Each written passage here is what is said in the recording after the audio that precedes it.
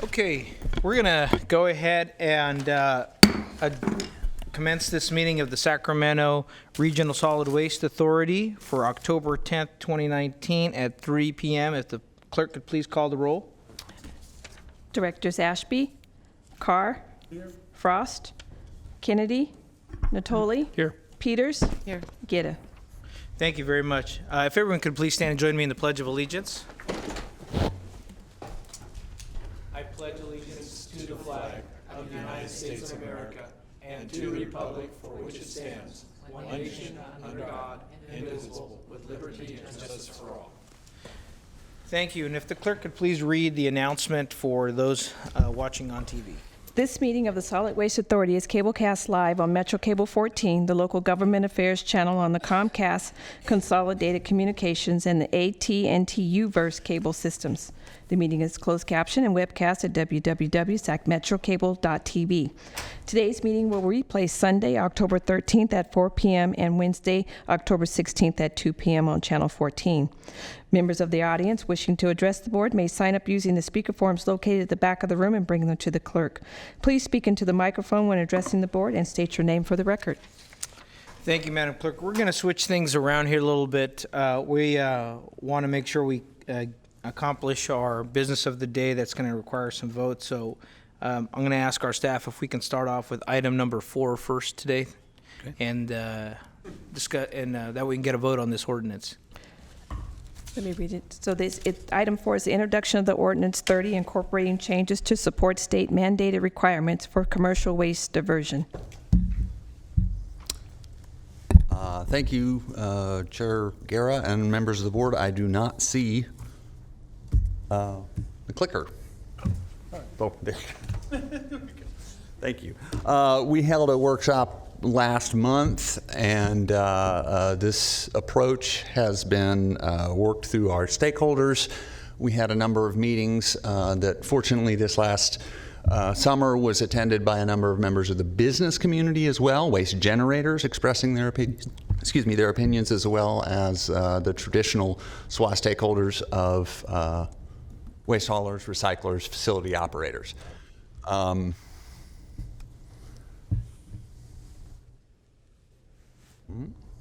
we go.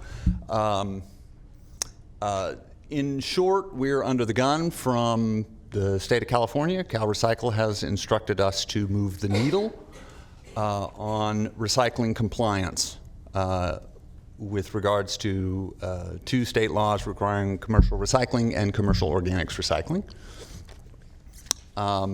The requirements for generators do not change. This is a change in our relationship with our franchisees, requiring them to provide service as opposed to offer service for commercial recycling. And I understand we're a little bit under a time constraint, so please stop me if I move too quickly. Organics program, basically the same thing. The requirements are the same. They are already what they are. This is just a function of a different approach to make sure we get the services provided, not just offered. Environmental Management Department will continue to be our arm, the SWA's arm, to get out to the business community and do inspections, follow-ups, and make sure folks have programs. SWA ordinance, basically what I've just said. I'm sorry, my eyes are a little bit, I don't have my glasses, sorry. There are exemptions. This is the fundamental premise of the required providing of service. The haulers, our franchisees, are required to provide the services unless the business gains some sort of exemption, a clearance from the SWA, whether they do self-hauling, whether they have an alternative service provider, or whether they have an exemption because they don't need a recycling service. My example is the dentist office does not need an organics program. We have a process. It's already in place. It's already working. The main thing we have heard from our haulers in the last couple of months is that it's very important for SWA to make sure we have a mechanism to get that information back to them so that they know who has been exempted. That's been the biggest concern of theirs, and we have a program in place. We will be refining that in time. Currently, they're getting the data. We'll work out exactly the best format within which to do that. Also, there's de minimis, not enough space. You can't send somebody into zoning non-compliance by losing a parking space to place a recycling bin. This is the form. It's a one-size-fits-all. You check the boxes. You know, there's one place for generators to go to get the exemption. Specifically to address Supervisor Natoli, Board Member Natoli's concerns from a month ago, there are no new enforcement processes here. We're scheduling a 6-month rollout for this grace period just to see where we get from there before we try to implement anything new. There are already provisions in place for failure to comply with having a recycling program. This is the contamination issue, which is, I think, what was at the heart of your concern. Somebody puts a recyclable bottle in the trash. Why would the SWA want to start penalizing generators or haulers? That has never been the SWA's approach to this. So we have no new enforcement provisions on that front. We want 6 months to roll it out. Contamination is far more of an education outreach issue, and it is a big one that we will be working with on both the commercial side and the residential side for the next couple of years. So that is, in short, where we stand. We'd like to roll this out, get this adopted, and roll it out beginning January 1st, and then implement it over 6 months in a grace period. Any questions? I'd be happy to answer. Well, thank you very much. And I do have, I think, 2 members signed up to speak. So at this point, what I'll do is I'll open the public hearing, and then we will ask these members of the public to speak, and then I'll open it back to the board members on this item. Sure. Okay. Thank you. I have a Helen O'Connor and then Jeffrey. These Those are from the last meeting. Those from the last meeting. Oh, wait, did we do these already? Yeah, sorry. So we have no one from the public signed up to speak. Okay. So we'll go ahead and then close this public hearing and then bring it back to the board for comment. So, and one thing is, I know Board Member Natoli had brought up some concerns about competitiveness, and I think the 6-month period, grace period, will allow us to better get that information so that we have fairness amongst all the businesses. Is that correct? Absolutely. Sacramento, both county and city, are one of the few remaining jurisdictions in California where we have an open, competitive system for commercial waste management. That's a good thing. That is the primary thing that keeps rates down for the businesses in this region. This works with that, and we no tilting of the playing field, so to speak. Thank you. Board Member Peters, and then I'll have, yes. I just wanted to make sure, because I didn't hear the exact words come out of your mouth. So the businesses involved in this ordinance, you've talked to them, and they have agreed that this works for them? Yes. As a matter of fact, Okay. Thank you to you and Supervisor Frost. The SWA stakeholder groups that we convene every summer has over the years tended to be a fairly insular group. For a number of reasons, those are 2 of them. We had a fair number of business generators show up at our stakeholder meetings. We had folks from a car wash, we had folks from restaurants, we had architect firms, folks who were there to express their concerns about how is this going to roll out in terms of, I'm a waste generator, I'm not a waste hauler. That conversation was refreshing. They understand that this is something we need to do because both the city and the county have to move the needle. We're under the gun. Okay, thank you. Okay, Board Member Natoli. Yeah, Dave, just as it relates to the outreach to the generators in particular, obviously every restaurant and food preparation facility has to have a clearance from the Environmental Management Department. So you have a cross-reference list. It would seem to me, and again, those folks are inspected annually, but there's contact, there's interface relative to training that EMD does, and maybe some of that even with concert with solid waste and recycling on either side of the house. But every restaurant and food service facility, food preparation facility is required to have, the EMD certification. I say nearly everyone. There's been some exemptions recently related to home preparation and so forth. But so how what roster are we going to use to reach those folks beyond obviously where the haulers provide those services? But if they self-haul, to your point here, are you going to coordinate with EMD or? Yes. As a matter of fact, there are several prongs that are being used. Okay. One is we have already started.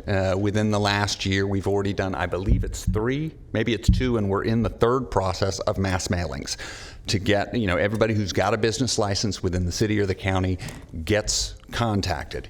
As you mentioned, EMD, who we share data with and communicate with on at least a monthly basis, is already in the field. If you'll recall, when we first rolled out business recycling, restaurants and food establishments were some of the first targets to get the aluminum cans and the beer bottles, et cetera.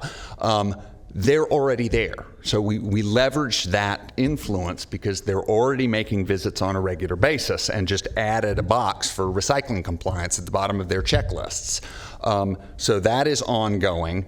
Thirdly, what this does is it allows us to more effectively leverage the communication between their service provider and the waste generator. Do you have your organics program? You're a restaurant and you're a customer. I'm speaking as a franchisee now. Do you have this program? Well, you need to, and I'm going to need to provide you a bin if and a restaurant is going to need the organics program to begin with, unless, of course, de minimis reasons and parking spaces, et cetera. But that basically leverages the outreach and education with our franchisees. We also are currently meeting with our franchisees and the other jurisdictions in the region, even those who are not members of the SWA, to help coordinate the messaging. Ultimately, what bin somebody puts things in or what their processes are in the kitchen, that's human behavior. And this is part of the frustration we have with Cal Recycle is it's not a data collection exercise. This is human behavior. How do we effectively change behaviors to help promote the recycling and get the recycling done well?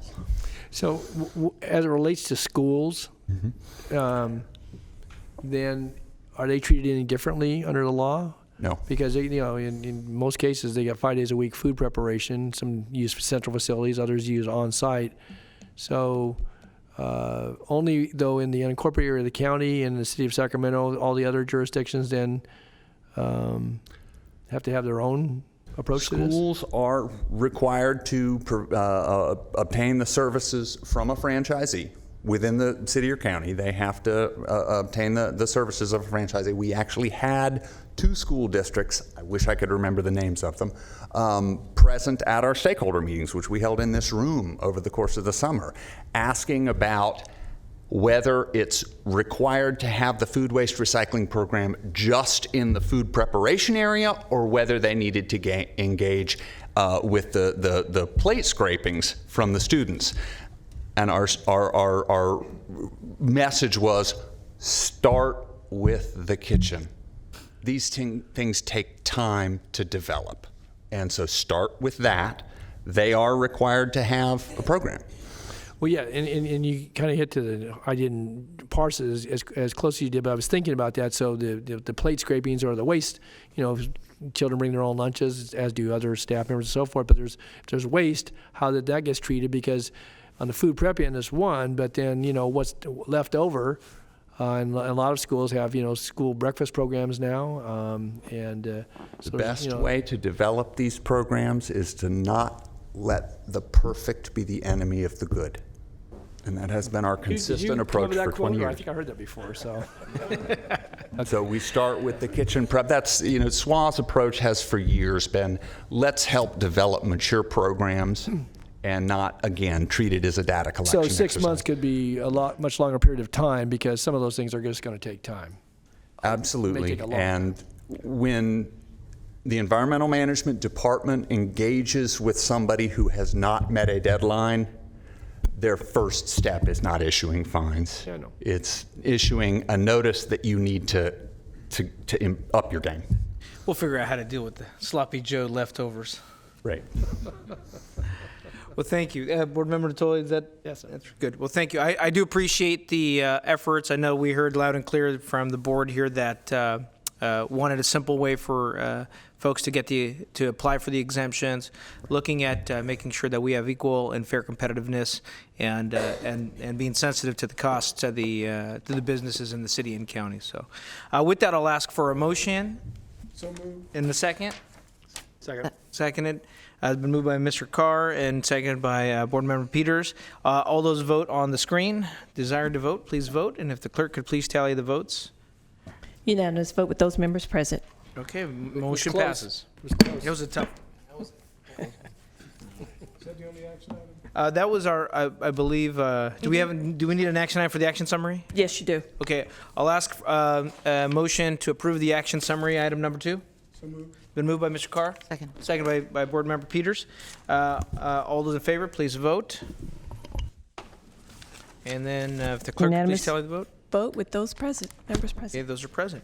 Madam Clerk, is that the last item that required a vote for the quorum? Yes, sir. Okay, well, then we'll continue on with the balance of our agenda.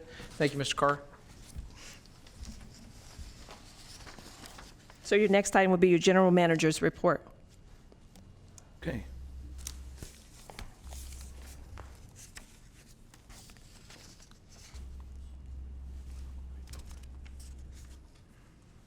Oops, too far.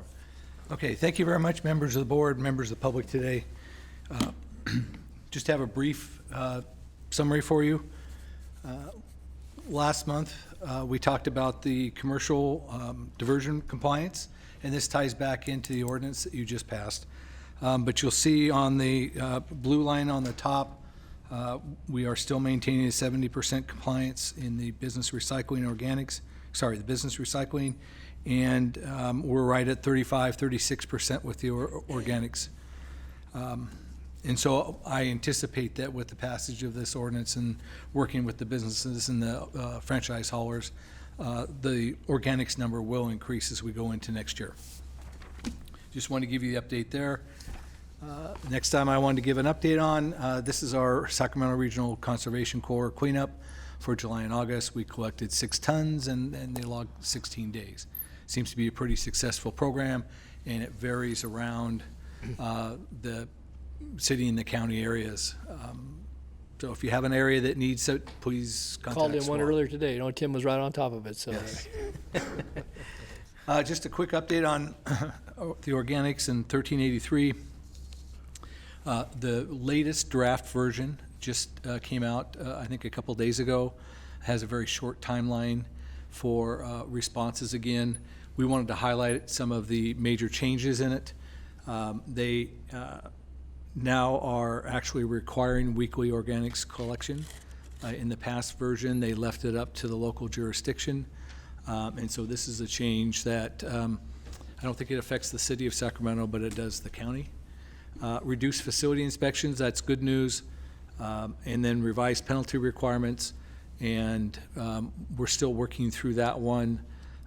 It's a little bit more onerous on the city and the county to enforce that, but we will still be working with our partners with CSAC and League of Cities to try and, again, influence and reduce the severity of potential penalties. City and county ordinances, we put out an RFP to work with the city of Sacramento, the city of Folsom, the county of Sacramento for the organics processing. We received 8 proposals. All 3 entities have done their analysis of the proposals for the short term, the next 5 years. We kind of broke it into a 5-year process and then a longer term. In some cases, if you're going to build a digester facility, that's a longer term project. So the evaluation of the near-term proposals has been done. There have been some meetings with all 3 of the entities, staff to go over each of the proposals, and they will be starting to begin negotiations with the near-term proposals When we get through that, then they'll work on the longer-term proposals. I want to give you an update. Here's a couple of examples of the artwork that's going on the litter receptacles. Found it pretty unique, and I like what's going on there. They will be very visible to everybody as to what they are. And then last but not least, I wanted to say thank you very much to Etienne Ozrak. Etienne joined the Sacramento County and the SWA staff in 2012, has been an integral part of the staff and preparing reports, analysis, working with stakeholders. He spent a lot of time down with PBIDs, business associations. He's really helped develop the program that we have today. He's leaving to go on to better opportunity, but I wanted to take this time to acknowledge his efforts and say thank you very much, Etienne. It's way up in the back there. Yeah. Let's give a big round of applause to Mr. Etienne for all his work here. Thank you for your service. And that's my report. Thank you very much. Any questions for the director? If not, Madam Clerk? Your next item is your Environmental Management Department update on meeting waste diversion regulatory requirements. Good afternoon, Chairman Guerrero, SWA board members. I think we have to lift your mic a little bit. There, yeah. On the top. Just the mics. Yeah, I think they set it for my height. Good afternoon, Chairman Guerrero, SWA board members. Can I have the presentation, please? There we go. My name is Michael Meyer. I'm the division chief for environmental compliance with the Environmental Management Department. And today I'm going to present to you the Business Recycling Program Fiscal Year 18-19 Annual Report. So we'll talk about the SWA EMD agreement, a little bit about the 18-19 activities, the new AB 1826 organic recycling requirements, fiscal 19-20 work plan, and some long-term goals, and then take any questions you may have. So SWA and EMD, as you know, has an agreement. The term is through 7/18 through 6/21. We perform inspections to verify compliance. We respond to complaint responses. We do enforcement actions. We attend community events and industrial meetings or industry meetings. We develop outreach materials and do educational trainings. And we also have report requirements as we report back to the SWA. Just wanted to acknowledge some folks here.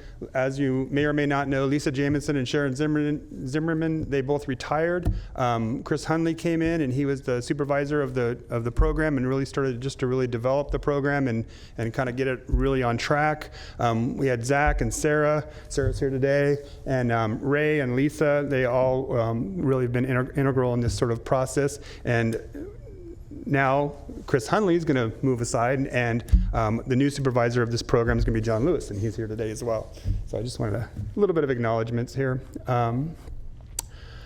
So in 18-19, we performed 1,805 inspections. 1,100 of those were commercial business recycling compliance inspections. 705 were organics materials recycling compliance inspections. 6 multifamily, and 3 complaint responses. We did no enforcement activity. So for outreach in 18-19, we attended the Berks Sacramento Area Sustainable Business Awards event. Gave out an award. CSU Earth Day. We also have the SWA board that we attend, the SWATAC, the SWIG meetings, and we do a lot of SWA EMD coordination. We are just down the street from them, so it makes it actually pretty easy. So AB 1826 organics recycling, the Tier 3 the new Tier 3 requirements started in January 1st, 2019. 4 cubic yards of solid waste must be separated, organic materials for pickup. So the 705 organics facilities inspections were between January and June. There was a new new organic recycling brochure that we put together and essentially get passed out to the facilities.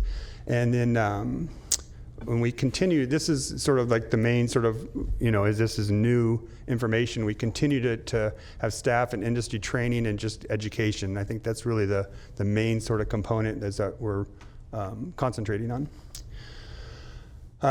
For 1920, we have a goal of 2,500 inspections. 1,300 of those would be in organics recycling, 1,200 business recycling, and again, continue with the education and outreach efforts, all with a budget of $700,000 for this fiscal year. And so far, we just pulled our numbers for this first 3 months, and we have completed right on targets 576 total inspections. 270 of those are business recycling, and 306 were organics recycling inspections.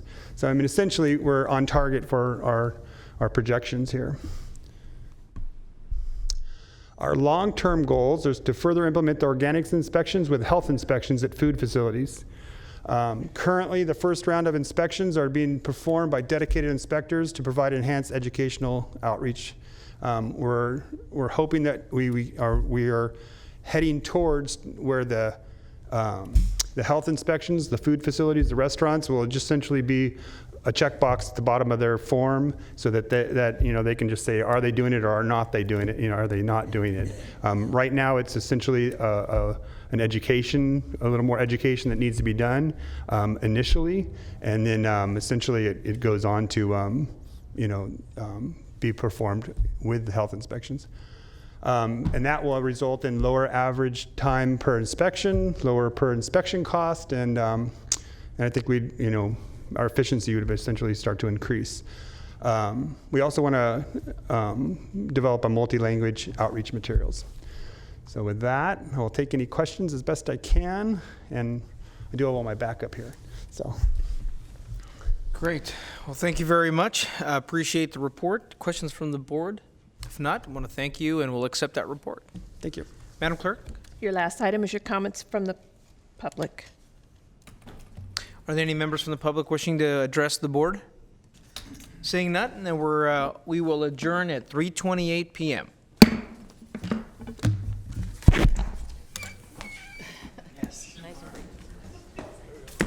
Wow.